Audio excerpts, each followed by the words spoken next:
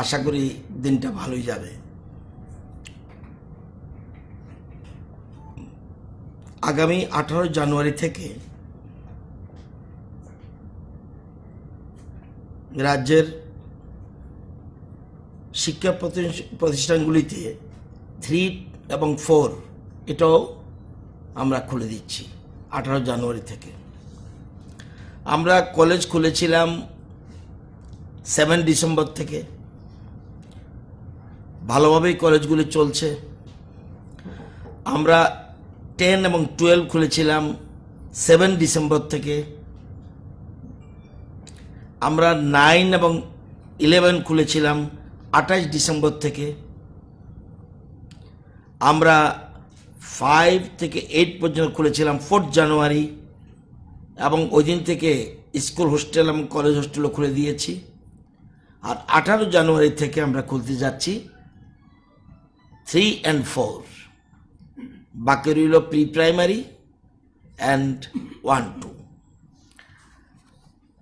সেরকম আগের মতোই consent of parent, seating arrangement for students, framing of class routine, coverage of syllabus, implementation of mid-day meal scheme, sanitization, awareness generation, এবং for CBSE/ICC schools, for students of class 3 and 4 who are in প্রেরণা সাধনা group, সবগুলি কিভাবে করবে সেজন্য পুরো SOP আমরা স্কুলগুলিতে পাঠিয়ে দিচ্ছি। 18 তারিখ থেকে আমরা পুরো দমে 3-4 থেকে 3 and 4 সহ সবগুলিতে চালু থাকবে। এটা আপনাদের নজরে নেওয়ার উদ্দেশ্য হলো ছাত্রছাত্রীরাও যেন তৈরি থাকে। অভিভাবকদের প্রচণ্ড চাপ যেন স্কুল খুলি, সেজন্য অনেক চিন্তা করে, অন্য রাজ্যে কি করলো না করলো জানি না, আমরা খুলে দিচ্ছি। আমরা খুলে আমাদের লাভ হয়েছে, কলেজের ক্ষেত্রেই হোক স্কুলের ক্ষেত্রে হোক, এতে খুব লাভ হয়েছে। এবং শিক্ষক শিক্ষিকারা আপ্রাণ চেষ্টা করছে তাদেরকে অতিরিক্ত, কেউ অতিরিক্ত টাইম করেও তাদেরকে সিলেবাসের সাথে যুক্ত করতে চেষ্টা করছে। আমি আমার শিক্ষক শিক্ষিকাদের ধন্যবাদ জানাবো, তারা পুরোপুরি সহযোগিতা করছে, সেজন্য তাদেরকে আমি ধন্যবাদ জানাচ্ছি।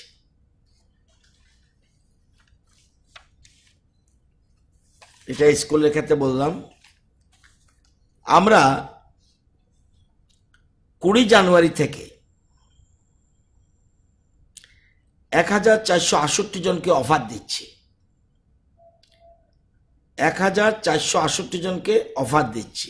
এর মধ্যে ইউজিটি 571 জন, জিটি 897 জনকে আমরা অফার দিচ্ছি। টিআরবিটির কাছে আমরা যা চেয়েছিলাম এর মধ্যে তারা 1468 জনকেই তারা পাঠিয়েছে আমাদের কাছে, তাদের কাছে আর স্টকে নেই। আমরা চেয়েছিলাম ইউজিটি 1725 জন যেন আমাদেরকে দেয়। আমরা 1725 জনকে বিভিন্ন স্কুলে রিক্রুটমেন্ট করার জন্য আমরা তৈরি, এবং গভর্নমেন্ট আমাদেরকে পারমিশন দিয়েছে, ক্যাবিনেট এবং as well as finance department. Accordingly UGT 1725 জন রিকুইজিশন দেওয়ার পরে টিআরবিটি আমাদেরকে 571 জন মাত্র পাঠাতে পেরেছে। তার মানে 1154 জন দিতে পারেনি।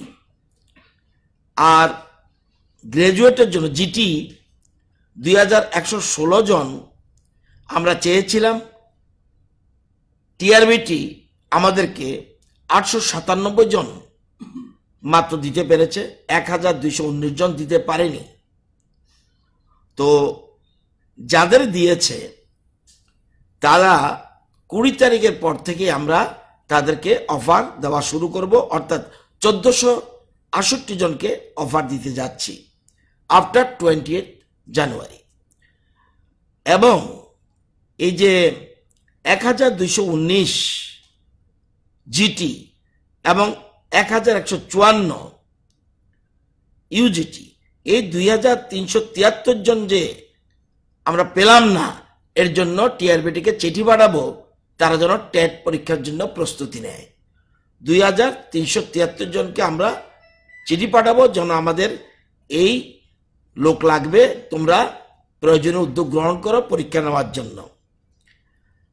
আমরা এর মধ্যে এছাড়াও 28 জন ইউজিটি এবং 11 জন জিটি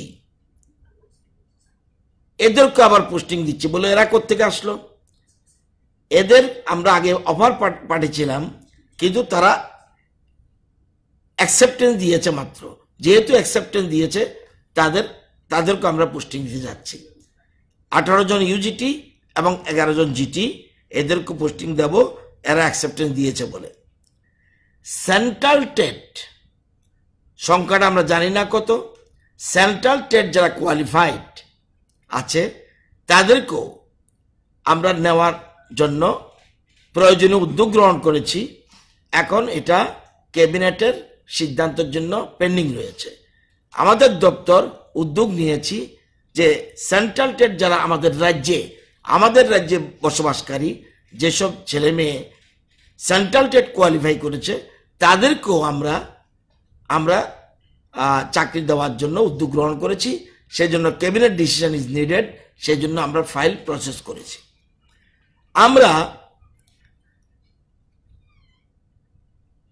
টেট আমাদের রাজ্যে পাস করেছে, কিন্তু তারা ওভারএজ হয়ে গেছে। টেট পাস করলেই যে আমি তাদের চাকরি দেওয়ার প্রশ্ন, এটা নয়। টেট কোয়ালিফাইড যারা হয় তারা ওয়েটিং লিস্টে থাকে। সেই জন্য আমরা এরকম আমাদের কাছে খবর রয়েছে যে কিছু খুব সামান্য 20 থেকে 25 জন হতে পারে, এরকম আমাদের রাজ্যে টেট পরীক্ষা তারা পাস করেছে, কিন্তু তারা ওভারএজ হয়ে গেছে। তো আমরা এখনো সিদ্ধান্ত নেইনি। আমরা একটা অ্যাডভার্টাইজমেন্ট দেব। হঠাৎ করে একজন এসে বললো একজন তাকে তো দিতে পারি না, অ্যাডভার্টাইজমেন্ট দেব এরকম কেউ যে আছে যারা টেট কোয়ালিফাইড হচ্ছে আমাদের রাজ্যে, অথচ বয়সের জন্য তারা পার্টিসিপেট করতে পারছে না, এরকম একটা অ্যাডভার্টাইজমেন্ট আমরা অতি সত্বর দেব। দেওয়ার পরে সরকার বিবেচনা করবে। বিবেচনা, নট, এটা ফাইনাল না। I am not the appropriate authority. এটা ক্যাবিনেট বলে একটা জিনিস আছে। সুতরাং আমাদের শিক্ষা দপ্তর আমরা মানসিকভাবে তৈরি হয়েছি, এটার জন্য আমরা ক্যাবিনেটের সম্মতি নিতে যাব। এই দুটো জিনিস আপনাদেরকে জানিয়ে রাখলাম।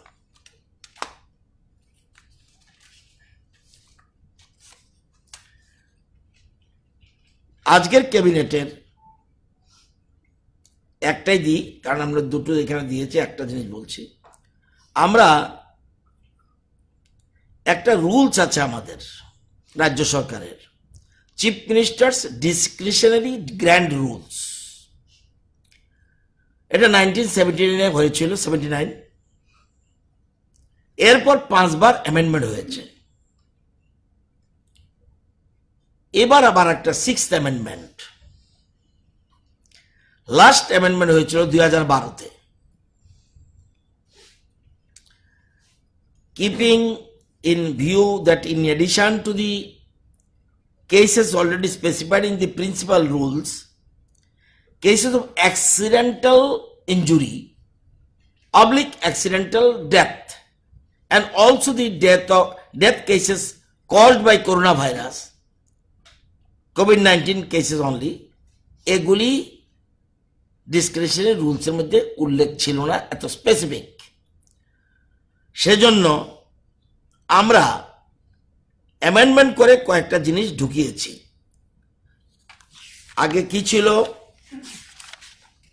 এক, medical cases referred for treatment outside the state by the competent medical board set up by the government for dealing such cases or on satisfaction of honorable chief minister that need is genuine, এরকম হলে chief minister সাহায্য করতে পারত।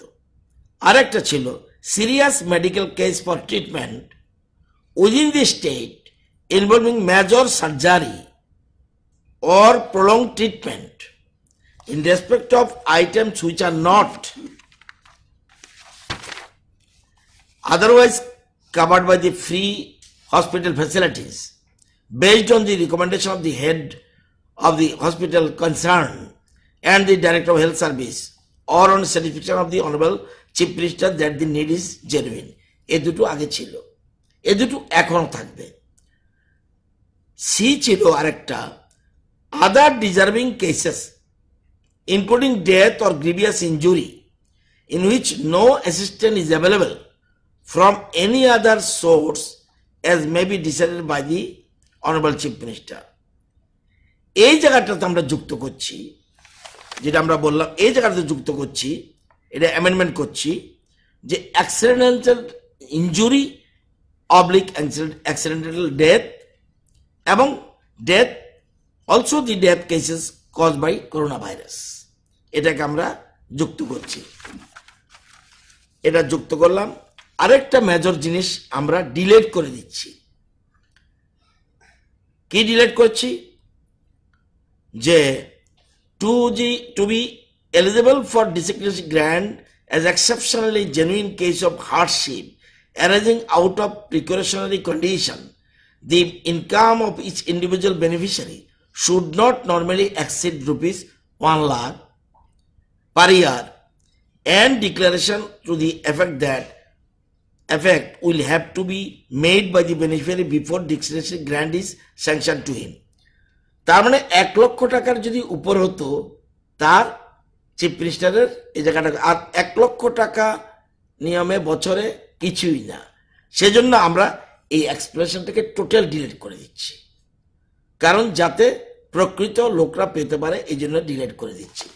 এবং 1 লক্ষর জায়গায় আমরা 10 লক্ষ করে দিচ্ছি। চিফ মিনিস্টার ডিসক্রিশনারি ফান্ডটা এখন 1 to 10 লাখ আমরা করে দিচ্ছি। আমরা যেমন SDRF এর অনেক টাকা আমাদের সেন্ট্রাল গভর্নমেন্ট প্রথম বলেছিল একরকম, তো যে কোনো কারণে অল ওভার ইন্ডিয়ার কাছে চিন্তা করতে গিয়ে সেই জন্য আমরা চিফ মিনিস্টার ডিসক্রিশনারি গ্র্যান্ড রুলসটাকে আমরা অ্যামেন্ডমেন্ট করেছি, এটাই আপনাদের জানা, এবং এক্সপ্রেশনটারে ডিলিট করে দিয়েছি। এই কয়টা জিনিস আপনাদেরকে বলার ছিল, সেজন্য আমি ব্রিফিং করে দিলাম।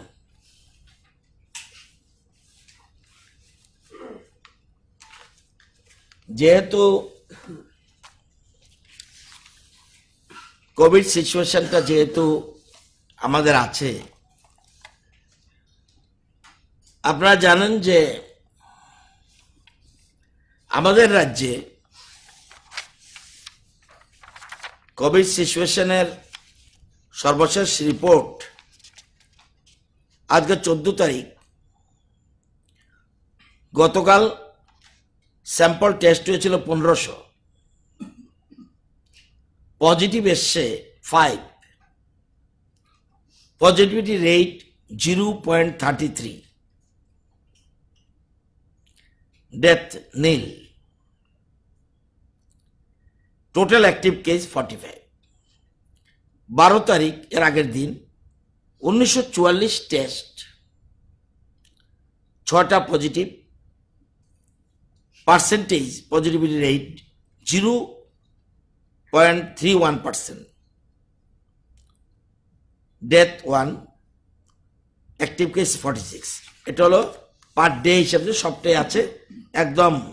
যেটা অক্টোবরের 1 তারিখ পজিটিভিটি রেট ছিল 10.97%, 10.97%, আজকে 0.33%। তো এই জিনিসটা বলার অর্থ এই জন্য, এবং আমাদের রিকভারি রেট আজকের তারিখে 98.72% রিকভারি রেট।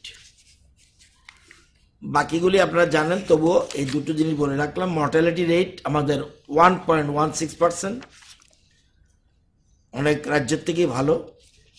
পজিটিভিটি রেট তো বললামই। টেস্ট পার মিলিয়ন আমরা প্রতি লক্ষে 1,49,000 পার মিলিয়ন, 1,49,257। এখন এর মধ্যে আমাদের স্টেটে ফার্স্ট পেজে 56,500 ডোজ এসছে। 56,500 doses for vaccine were received from Government of India. Out of them 55,820 doses are distributed to all the districts. নর্থে পেয়েছে 5,720, উনকোটি পেয়েছে 3,250, ধলাই পেয়েছে 6,300, খোয়াই পেয়েছে 4,690, ওয়েস্ট পেয়েছে 17,500, সিপাহীজলা পেয়েছে 5,600, গোমতী পেয়েছে 6,250, সাউথ পেয়েছে 6,510। এগুলি ডিস্ট্রিবিউট করা হয়েছে। আমাদের এই ভ্যাকসিন কাজ শুরু হবে 16 জানুয়ারি 2021। এই কাজে ইমিউনাইজেশন সেশন সাইটস 152টা, ইমিউনাইজেশন সেশন সাইটস 152টা, ভ্যাকসিনেটরস 304 এবং টোটাল টিম এই ভ্যাকসিনের সাথে যুক্ত থাকবে 980। এই কাজের সাথে যুক্ত থাকবে 980 হেলথের staff, civil administration staff and হোমের স্টাফ।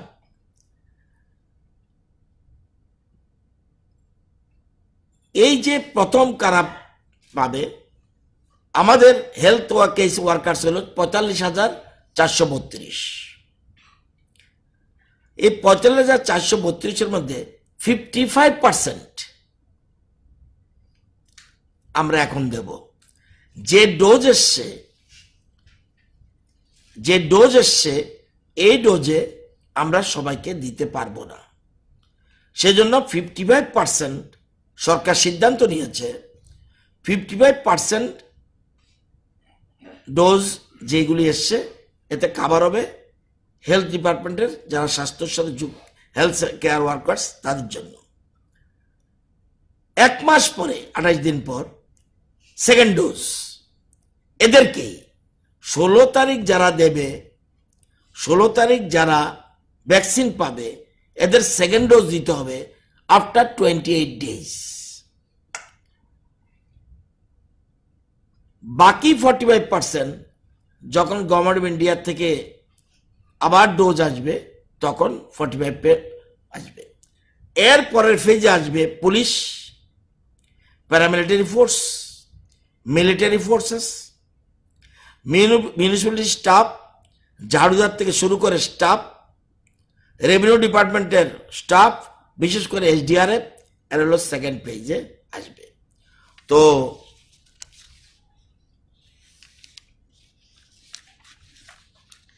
এবং 16 তারিখে মুখ্যমন্ত্রী স্পেশাল, একটু আগে বলেছি 152টা সাইট আছে ইমিউনাইজেশন সেশন সাইটস, কিন্তু ইনাগরেশন সাইট 17টা। ইনাগরেশন সাইট 17টা আমার লিস্ট আছে, আপনারা ফটো তুলে নেবেন। স্পেশাল সাইট একটা আমরা করেছি ফর ইনাগরেশন টাউন হল। টাউন হলে মাননীয় মুখ্যমন্ত্রী এটা ইনঅগ্রেট করবেন। টাইমটা এখনো ফাইনাল হয়নি। উনি 17টা জায়গায় মুখ্যমন্ত্রী টাউন হল থেকে বসেই দেখতে পাবেন যে সব জায়গায় ভ্যাকসিনের কাজ চলছে। তো এই হলো ওয়েস্ট ত্রিপুরাতে, সব ডিস্ট্রিক্ট করা হয়েছে। ওয়েস্ট ত্রিপুরাতে 3টে জায়গায় session site, TMC immunization clinic, Gandhigram PHC, পশ্চিম ভুবনবন পিএইচসি। অন্য জায়গাও যা আছে আপনারা দেখে ফটো নেবেন। আর special site for inauguration town hall. এই আমাদের প্রয়োজনীয় উদ্যোগ আমরা গ্রহণ করেছি। ভ্যাকসিনের ক্ষেত্রে আমরা যখন সেকেন্ড ডোজ আসবে বা পরবর্তী সময় আমরা পাবো, তখন বাকি হেলথ ওয়ার্কার এবং অন্যান্য স্টাফরা ধীরে ধীরে ধীরে ধীরে চলবে।